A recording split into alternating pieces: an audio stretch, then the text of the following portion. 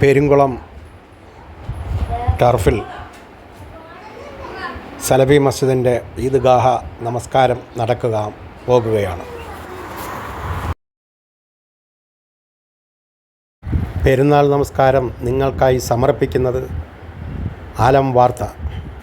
Subscribe ചെയ്യുക, comment ചെയ്യുക, follow ചെയ്യുക.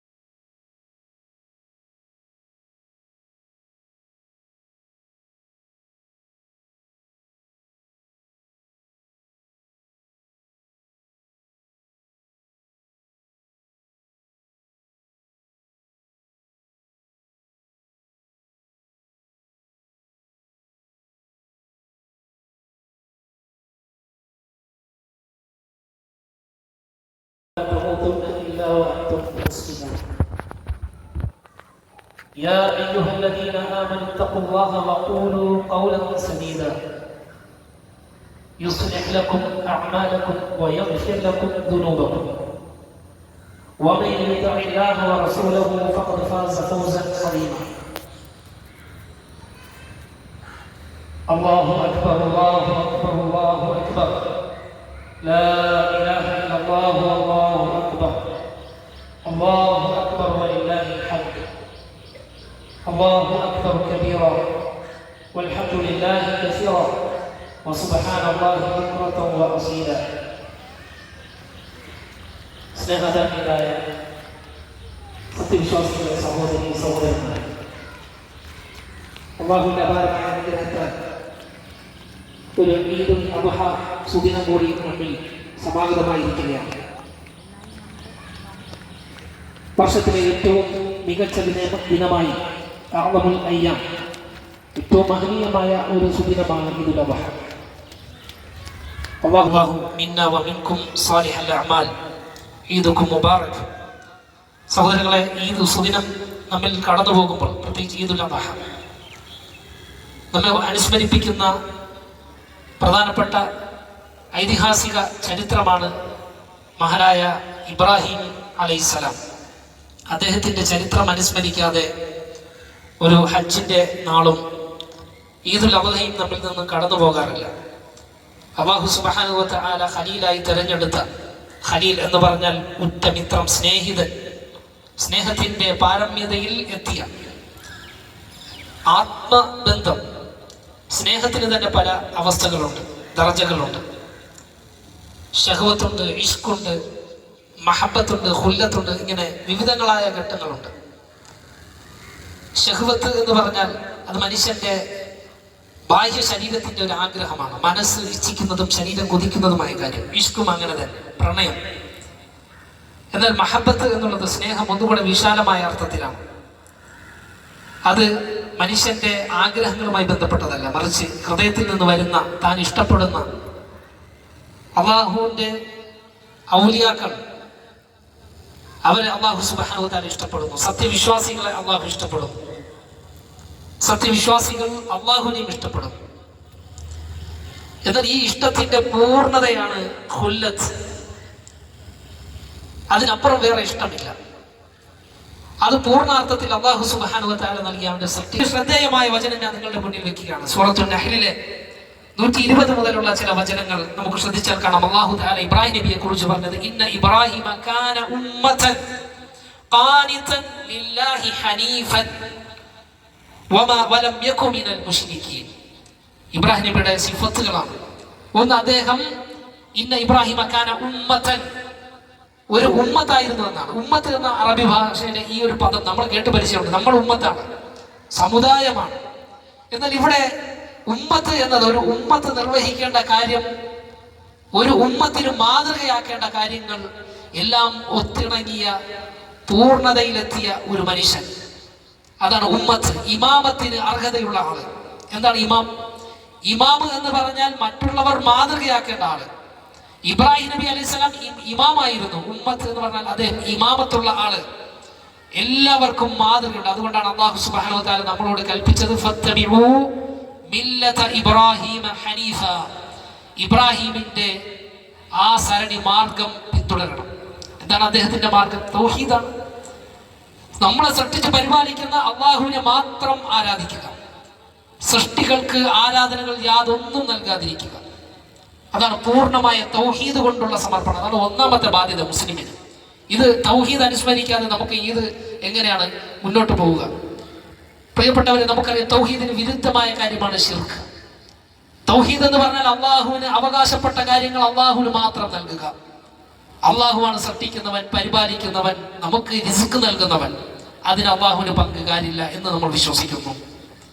ആ അല്ലാഹു സുബ്ഹാനഹു വ തആലയ്ക്ക് നമ്മൾ നിർവഹിക്കുന്ന ഇബാദത്തുകൾ, പ്രാർത്ഥനകൾ, നേർച്ചകൾ, ഏതേതു ആരാധനാ കർമ്മങ്ങളും അത് അല്ലാഹു അല്ലാതെ മറ്റാരും അർഹിക്കുന്നേയില്ല. ഒരു സൃഷ്ടികളും എത്ര മഹാനായാലും ഈ ലോകത്ത് നമ്മൾ കണ്ട അള്ളാഹുവിന്റെ സൃഷ്ടികളിൽ എത്ര ഉന്നതനാണെങ്കിലും, മഹാനായ മുഹമ്മദ് സല്ലല്ലാഹു അലൈഹി വസല്ലമയാണെങ്കിലും, മലക്കുകളിൽ അതിശ്രേഷ്ഠനായ ജിബ്രീൽ എന്ന മലക്കാണെങ്കിലും, ഇവരൊന്നും ആരാധനയ്ക്ക് അർഹരല്ല. ഇവരൊന്നും ആരാധനയ്ക്ക് അർഹരല്ല. ഇവരോട് വിളിച്ചു പ്രാർത്ഥിച്ചാൽ, സഹായം ചോദിച്ചാൽ ഇവരാരും നമ്മെ സഹായിക്കില്ല. നമ്മെ സഹായിക്കുന്നവൻ അല്ലാഹു സുബ്ഹാനഹു വ തആല മാത്രം. ഏതേത് പ്രശ്നങ്ങളും പ്രതിസന്ധിയും വരുമ്പോൾ ഭരമേൽപ്പിക്കേണ്ടവൻ അത് അല്ലാഹുവിലാണ്. മുസ്ലിം ചെയ്യേണ്ടത് ചരടുകളിലല്ല, അരയിലും കയ്യിലും മന്ത്രിച്ച നൂലുകൾ കെട്ടി നൂലിലല്ല ഭരമേൽപ്പനം ഒരു മുസ്ലിം നടത്തേണ്ടത്. ജാറങ്ങളിലേക്കല്ല, കബറിടങ്ങളിലേക്കല്ല, പുണ്യ വ്യക്തികൾ നിലകൊണ്ട സ്ഥലങ്ങളിലേക്കല്ല, മറിച്ച് അള്ളാഹുലേക്കാണ് ഒരു മുഅ്മിനിന്റെ, സത്യവിശ്വാസിയുടെ ഹൃദയം തിരിയേണ്ടത് പൂർണ്ണമായി. അതാണ് അല്ലാഹു സുബ്ഹാനഹു വ തആല ഇബ്രാഹിം നബിയോട് കൽപ്പിച്ചത്. ഇബ്രാഹിം നബി അത് പൂർത്തിയാക്കി. ഒന്നാമത്തെ അദ്ദേഹത്തിന്റെ സിഫത്ത് അതായിരുന്നു, അദ്ദേഹം ഉമ്മത്തായിരുന്നു. 2, ഖാനിതൻ, അള്ളാഹുവിനെ അനുസരിച്ച് വഴിപ്പെട്ട് ജീവിച്ച ആളാണ്. അനുസരണയിൽ നിലകൊണ്ട് അതിൽ നിന്ന് പിന്നോട്ടില്ല. ഏത് വിഷയം പറഞ്ഞാലും അനുസരിക്കും. നിസ്കരിക്കാൻ പറഞ്ഞാൽ അനുസരിക്കും, നോമ്പെടുക്കാൻ പറഞ്ഞാൽ അനുസരണയുള്ളവനായിരുന്നു. അതുപോലെ തന്നെ ഖാനിതൻ ലില്ലാഹി ഹനീഫൻ, അദ്ദേഹം ഹനീഫായിരുന്നു. എന്താണ് ഹനീഫ്? ശിർക്കിന്റെ ഭാഗത്തേക്ക് പോകില്ല. അദ്ദേഹം തൗഹീദിന്റെ പക്ഷം ഉറച്ചുണ്ടാകും. പ്രിയപ്പെട്ട സഹോദരങ്ങളെ, തൗഹീദ്, അള്ളാഹുവിന്റെ ഏകത്വത്തെ ഉയർത്തിപ്പിടിക്കാൻ നമ്മൾ ഉണ്ടാകണം. സ്ത്രീകളാകട്ടെ പുരുഷന്മാരാകട്ടെ, നമുക്കെല്ലാം ഈ ദഅവത്ത് എന്നുള്ള ഉത്തരവാദിത്വമുണ്ട്. തൗഹീദിന്റെ പക്ഷം നിൽക്കണം, തൗഹീദിന് വേണ്ടി പണിയെടുക്കണം. നമ്മൾ വിശ്വസിക്കുന്ന ആദർശം ഉയർന്നു കാണാൻ നമ്മൾ ആഗ്രഹിക്കട്ടെ. നോക്കൂ, പല വിധത്തിൽ ആദർശങ്ങളും പ്രത്യയശാസ്ത്രങ്ങളും കൊണ്ടു നടക്കുന്ന വിവിധ സമൂഹങ്ങളും സംഘടനകളും ഒക്കെ ഉണ്ട്. അവരെല്ലാം പണിയെടുക്കുന്നതിനാണ്. അവരുടെ ആദർശം ഉന്നതമാകണം. അവർ ഉയർത്തിപ്പിടിക്കുന്ന അവരുടെ തത്വശാസ്ത്രങ്ങൾ അത് സമൂഹത്തിൽ വളരണമെന്നാണ്. നമ്മൾ വിശ്വസിക്കുന്ന സത്യമെന്ന് നമ്മൾ കൊണ്ട് നടക്കുന്ന നമ്മുടെ സ്വജീവനേക്കാൾ പ്രിയങ്കരമായ നമ്മുടെ ദീൻ, നമ്മുടെ ആദർശം, അത് വളരാൻ നമ്മൾ ആഗ്രഹിക്കട്ടെ. നമുക്ക് ഈ കിട്ടിയ ഈ സന്ദേശം ഇത് കിട്ടാത്ത സമൂഹത്തിൽ, അജ്ഞതയിൽ ആണ്ടുപോയ സമൂഹത്തിലേക്ക് എത്തണം. അപ്പോഴാണ് നമുക്ക് തൗഹീദിനോട്, ഈ ദീനിനോട് സ്നേഹമുള്ള ആളുകളായി മാറുന്നത്. അതുകൊണ്ട് ദഅവാ പ്രവർത്തനം എന്നുള്ളത് ഒരു ചെറിയ വിഷയമല്ല. പണ്ഡിതന്മാരെ കൊണ്ട് നമുക്ക് പ്രവർത്തിപ്പിക്കാൻ പറ്റുമെങ്കിൽ അങ്ങനെ ചെയ്യണം. പണ്ഡിതന്മാരുടെ പ്രഭാഷണങ്ങൾ, അവരുടെ ലേഖനങ്ങൾ, എഴുത്തുകൾ, അവർ നൽകിയ മതവിഷയത്തിലുള്ള അധ്യാപനങ്ങൾ നമുക്ക് അങ്ങനെ പ്രചരിപ്പിക്കാൻ കഴിയുമെങ്കിൽ അങ്ങനെ. നമ്മൾ പഠിച്ച വിജ്ഞാനങ്ങൾ അത് ജനങ്ങളിലേക്ക് എത്തിക്കുക, വിജ്ഞാനത്തിന്റെ സദസ്സുകളിലേക്ക് ആളുകളെ ക്ഷണിക്കുക. ഇതൊക്കെ നമ്മുടെ ഉത്തരവാദിത്തമാണ്. അപ്പോഴാണ് ഹനീഫാകുന്നത്. ഷിർക്കിൽ നിന്ന് വിട്ടു നിൽക്കുക, ഷിർക്കിലേക്ക് തിരിഞ്ഞു നോട്ടമില്ല, തൗഹീദിന്റെ പക്ഷം ഉറച്ചു നിൽക്കുക, തൗഹീദിന് വേണ്ടി പണിയെടുക്കുക. അവനാണ് ഹനീഫ്. ഇബ്രാഹിം നബി അലൈഹി സ്വലാം ഹനീഫായിരുന്നു. പ്രിയപ്പെട്ട സഹോദരങ്ങളെ, നമ്മൾ ഹുനഫാക്കളാവുക, ആ മാർഗത്തിൽ നമ്മൾ നിലയുറക്കി. അല്ലാഹു സുബ്ഹാനഹു വ തആല നമ്മളെ അനുഗ്രഹിക്കുമാറാകട്ടെ. അതുപോലെ തന്നെ ഈ ഈദ് സുദിനം കടന്നു പോകുമ്പോൾ നമ്മൾ ഉറച്ച ഒരു തീരുമാനമെടുക്കുക. ഈദ് ആഘോഷിക്കാനുള്ളതാണ്, സന്തോഷിക്കാനുള്ളതാണ്. മനസ്സിൽ ഇന്ന് ദുഃഖങ്ങളുണ്ടെങ്കിൽ നമുക്ക് മാറ്റിവെക്കാം. പ്രിയപ്പെട്ടവർ മരണപ്പെട്ടു പോയിട്ടുണ്ടെങ്കിൽ, നമ്മൾ സാമ്പത്തിക തകർച്ചയിലാണെങ്കിൽ, നമ്മൾ രോഗം കൊണ്ട് ബുദ്ധിമുട്ടുന്നുവെങ്കിൽ, പ്രിയരെ, ഇതൊക്കെ ദുനിയാവിലെ പരീക്ഷണങ്ങളായി അല്ലാഹു സുബ്ഹാനഹു വ തആല നൽകും. അത് പിന്നെ അല്ലാഹു സുബ്ഹാനഹു വ തആല ഒരു മനുഷ്യനെ പരീക്ഷിക്കുന്നു എന്നത് അവരോട് വെറുപ്പുണ്ട് എന്നതിന്റെ അടയാളമല്ല. അവന് ദുനിയാവിൽ സൗഭാഗ്യങ്ങളുടെ വാതിലുകൾ മലർക്കെ തുറന്നു എന്നുള്ളത് അവന് അള്ളാഹു ഇഷ്ടപ്പെടുന്നു എന്നതിനുമുള്ള തെളിവല്ല. ഇഷ്ടപ്പെടാം, ചിലപ്പോൾ അള്ളാഹു അവനെ പരീക്ഷിക്കുന്നതാണ്. എന്തായാലും ഇതൊക്കെ പരീക്ഷണങ്ങളാണ്. പ്രിയപ്പെട്ടവരെ, രോഗം തന്നാൽ അള്ളാഹു പരീക്ഷിക്കുന്നു. ക്ഷമിച്ചാൽ നമുക്ക് പ്രതിഫലമുണ്ട്. ദാരിദ്ര്യം വന്നു, നമ്മൾ ക്ഷമിച്ചാൽ പ്രതിഫലമുണ്ട്. നമുക്ക് രോഗമോ ദാരിദ്ര്യമോ മറ്റെന്തെങ്കിലും ബുദ്ധിമുട്ടുകളോ വന്നാൽ അതിലൊക്കെ പ്രിയപ്പെട്ടവരുടെ മരണത്തിലോ നമ്മൾ ക്ഷമിച്ചാൽ പ്രതിഫലമുണ്ട്. അനുഗ്രഹം കിട്ടിയാൽ നന്ദി കാണിച്ചാൽ അതിനും പ്രതിഫലമുണ്ട്. അതാണ് ഒരു അടിമ എപ്പോഴും ഷാക്കിറും സ്വാബിറുമായിരിക്കും. നന്ദിയുള്ളവരും ക്ഷമാലുവും.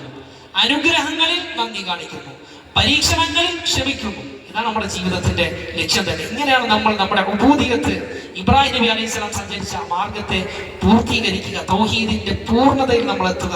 അല്ലാഹു സുബ്ഹാനഹു വ തആല അതിലും നമ്മെ അനുഗ്രഹിക്കുമാറാകട്ടെ. അതുകൊണ്ട് ഈ ഈദ് കടന്നു പോകുമ്പോൾ നമ്മൾ ശ്രദ്ധിക്കേണ്ടത്, ഹറാമ് കൊണ്ടുള്ള ഒരു ആഘോഷം നമുക്ക് വേണ്ട, നിഷിദ്ധങ്ങൾ കൊണ്ടുള്ള ആഘോഷം നമുക്ക് വേണ്ട. നോക്കൂ, ഇസ്ലാമിന് മദ്യം കൊണ്ടുള്ള ആഘോഷമില്ല.